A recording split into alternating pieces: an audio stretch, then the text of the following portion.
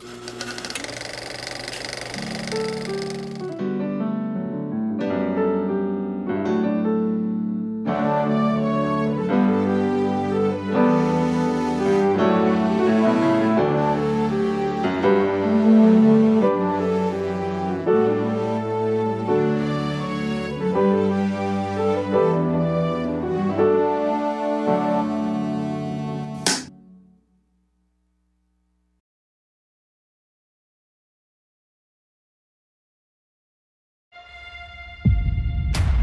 you know what the most important thing in life is? Perseverance. What do you want to know? Just ask me something.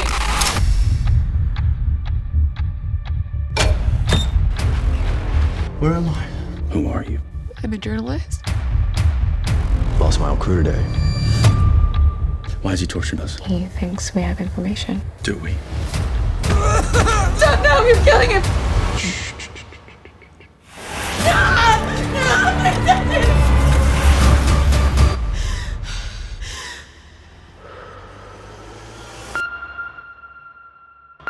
As soon as we talk, you kill us.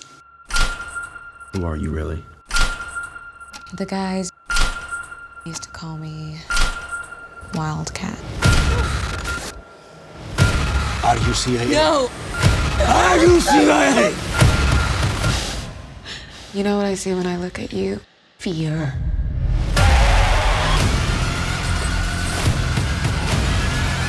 I'm going to die any minute.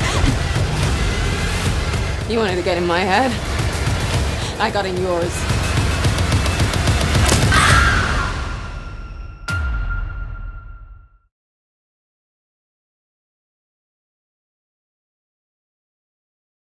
Hi, Jonathan. Hi, Debbie. How are you? Well, very excited to be talking to you about Wildcat, I'll tell you that. Likewise. I was mesmerized by this film. You drew me in from the opening moments where we're relying on sound. And it's so well done, and then it all comes down to performance and pacing. And oh, yes. Just so impressed. And I was riveted to this story unfolding. That essentially, for the bulk of it, it's a two-hander, be it Cat with Luke or Cat with Khalid. Fascinating structure. I love how you broke it down into essentially your 5 chapters. And I can't say enough about your cinematographer, Adam Lee, and what he does with light from just a single light source and then 2 windows in a room up until we get to those climactic moments in the 3rd act. To vary the shots, to vary the dutching, even the type of dutching he's doing, and the lighting with the textures of the brown to give us a sense of passage of time or time of day. So well done. Oh my gosh. Well, thank you so much, Debbie. I'm so glad you noticed all those details and appreciated them. We put so much thought and care into them, and it's so gratifying that people are going to actually be able to see the movie and hopefully notice half of what you noticed here. I mean, it is, it's great as a filmmaker when you have essentially a single location, one room. It's great. But then how do you make it look different so everybody doesn't get bored? Yeah. And that's a bigger challenge than a lot of people realize. And what you and Adam have done with that is fabulous. But, let me start with the story. I'm already a fan of your work as a writer, going back to El Gringo. Oh, thank you. I thought that was such a cool movie. And Yvette Yates and we became friends because of doing an interview for that movie. Oh, wow. How about that? So Yvette and I are good friends to this day. And, I mean, she's got her second baby on the way now. Yeah. And Scott Adkins, it was the first time that Scott and I got to sit down and talk about a film.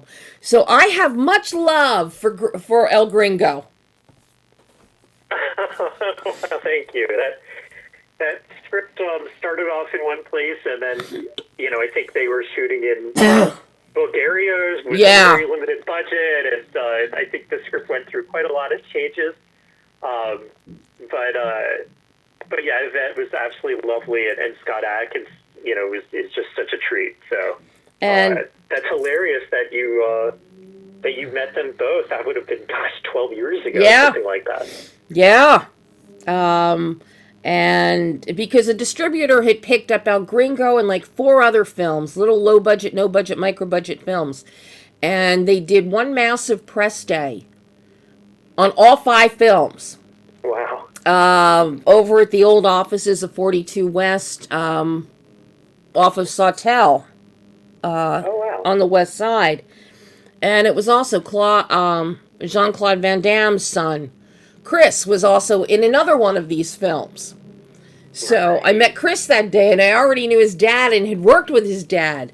So I have great affection for that passel of films. And now to have the opportunity to talk to you and to see where you have come in all these years with story, it is a real joy to get to do it. And I'm so pleased to see a film like Wildcat that you wrote and directed.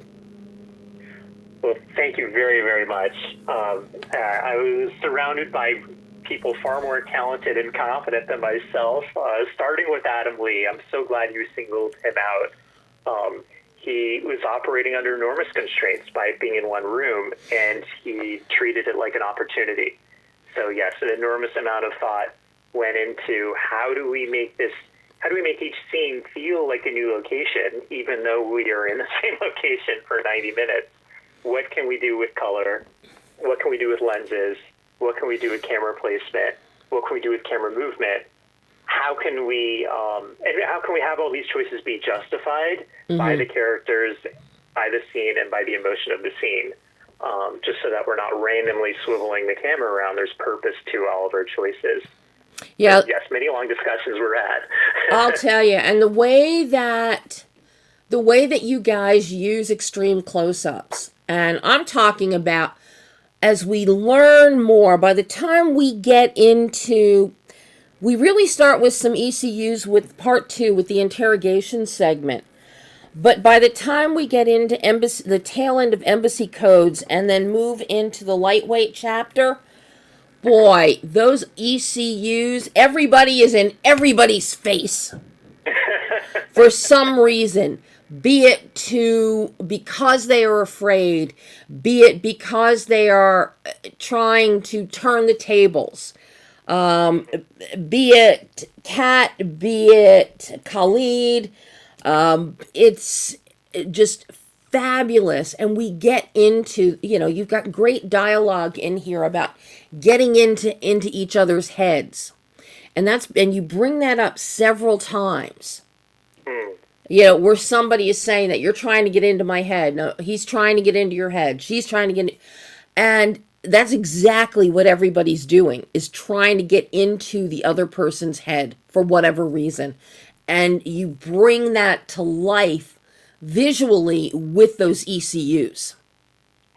Oh, gosh, thank you for seeing that and for appreciating that. It's really gratifying to hear. Everyone in this movie is interrogating everyone else. Yeah. So on the surface, we think it's Abu Khalid interrogating Kat, but she's actually getting information about him. Luke's getting information about her. She's getting information about Luke. Everybody is trying to get everybody's head. And everybody has a different purpose. Everyone has a different purpose, and I find that striking. But I love the dynamic and the relationship that develops between Khalid and Kat. That is so fascinating. And when we get to the quote-unquote potential rape scene by her captor, that there is a total emotional breakdown there where he truly is taken back in time, and it's like he's holding the daughter he didn't get to hold. That's right. And Yes. that moment shifts everything. And it's stunning to watch that unfold. And for Adam to just pull the camera back, and we see him holding her the way a father would hold a distraught daughter. Yes. And Oh, I'm so glad you saw that. Yes. oh That's my! exactly what we were going for. I mean, where did you even start with the idea for this story, Jonathan? I was going on a hike with one of my dear friends. Janina Gavankar is actually an actress. And I told her I had time to spec something, and I didn't know what to spec. And she said, write a performance piece in one location for an actress. And because I respond to the law of creative limitation, I drove home that day from the hike. I stopped at Ralph's to pick up some Lactaid because I'm lactose intolerant. And I was sitting in the parking lot on Ventura, and it just all hit me like, oh, okay, we're in her own room because she's been taken hostage. Okay, well, who took her hostage and why? And what is this really about? And I sat there staring out of my windshield in the parking lot for 20 minutes while all the dialogue was just popping into my head. And then I had to race home to start getting it down on paper. And I wrote the whole script in 4 days. And that's basically the script that we shot. Wow. Was it always your intent to direct this one? Yes. I figured if I'm not qualified to direct 3 actors in one room, what am I qualified to direct? Oh my God. This is, because of the nature of this, and as I said at the top, it comes down to performance and pacing. How challenging was the edit? Now, you've got a great editor. I am a fan of Matthew Blundell's work, what he did with Body of Brighton Rock for Roxanne Benjamin. Matthew is great with timing on editing. And that's so key here because we've got to have some kind of tension building. Not just like, okay, Middle Eastern terrorists have captured 2 Americans. All right, they're going to kill them. Do we really care what happens in between? It's a given. And it's, that's like the mindset of people. So you have to do something. And Matthew does a great job of keeping us on tenterhooks and making the most out of Adam's visuals with the pauses, with the hesitations. So I'm curious how challenging that editing process was for you. Yeah, Matt was just an absolute treasure because when you're alone in a dark room with an editor for months on end, they not only have to be talented, they also have to be a good guy that you get along with. We spent a lot of time talking about 12 Angry Men, one of my favorite one-room movies, where Sidney Lumet had twice as many cuts in the second half of the movie as he did in the first half of the movie. Yeah. So Matt and I were very conscious about gradually building the pace of the edit throughout the course of the 90 minutes. Mm-hmm. And Adam Lee, the DP, and I also spent a lot of time talking about how to increase the pace of the camera throughout the course of the movie. So in Act 1, when Kat is very locked down, the camera is locked down with her. But in Act 2, as she becomes more freed up and more empowered as a character, the camera starts moving around more. And by Act 3, we finally go handheld by the end of the movie, and there's a ton of action and movement in the camera. So everything we were doing with camera and edit was trying to build to a crescendo. Well, you certainly do that. And I have to say, in Act 3, because, we end with the attempted rape and the interrogation and the father-daughter metaphor at the 49-minute mark. We go into Part 3, your embassy codes, at the 52-minute mark. You then are introducing very metaphorically. We've got a thunderstorm happening. We hear the rain. We hear the thunder. That solidifies the emotional shift that we just saw. It's almost like cleansing away Cat's past and let it, like a baptismal. And it's so beautiful.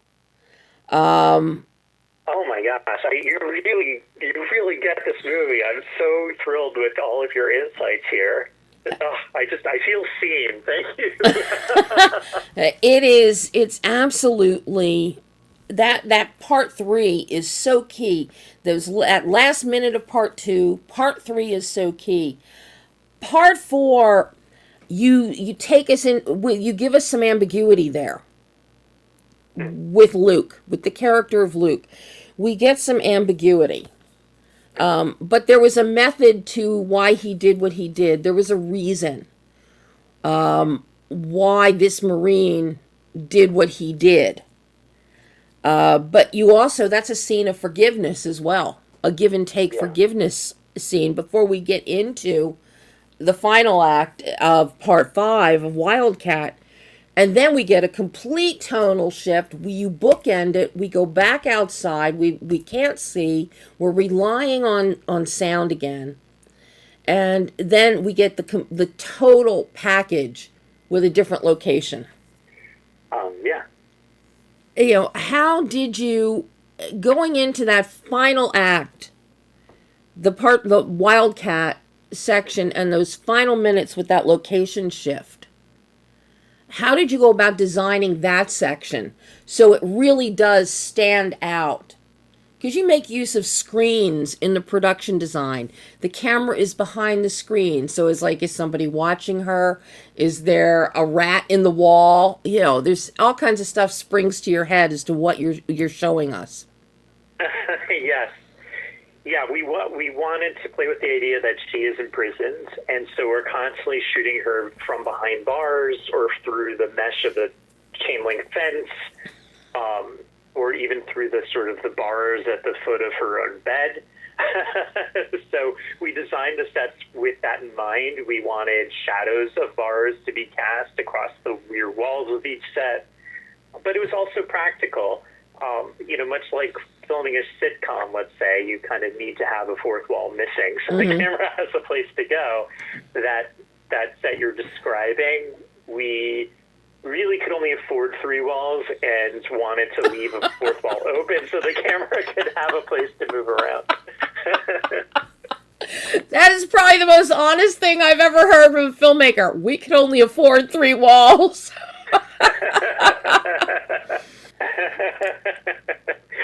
But it created opportunities for us.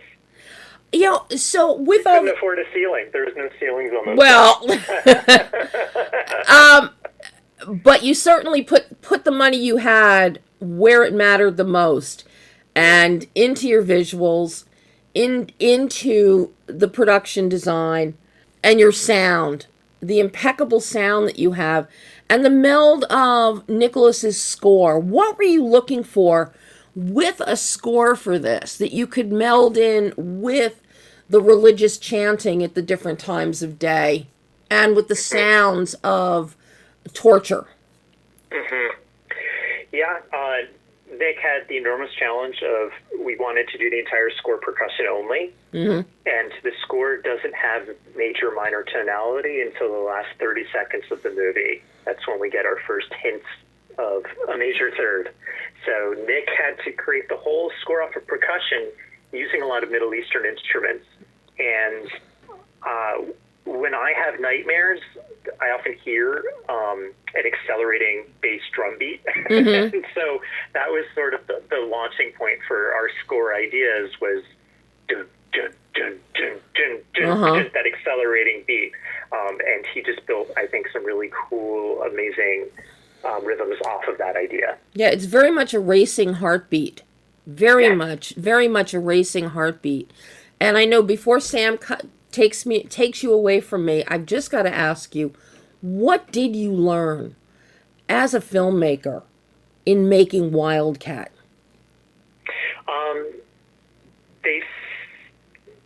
I was told that no matter what, you'll end up cutting 15 minutes out of Act 1 any movie you ever make, and it turned out to be true. Oh my! So will this change your next film and your approach to it? Will you automatically cut out 15 minutes when you're shooting? Yes, I'll go looking for that. Yeah, I will. Oh my God, Jonathan, job so well done. Thank you, Debbie. And I want to watch the film again just because there is so much texture in here. I'm so gratified to hear you say that. Thank you for watching, and it's been really fun to chat with you. And you guys made Brown look good. That's all, Adam. Well, when you can make dirt look good, you know, kids will be using that as an excuse to their mothers. But see, dirt looks good. Jonathan, thank you so much. Thank you, and I hope I get to talk to you again in the future. Me, likewise. This is a real pleasure. Thank you for all of your insight. It was really enjoyable to hear your reactions to the film. Oh, thank you, Jonathan, and have a great rest of your day. You as well, Debbie. Bye-bye.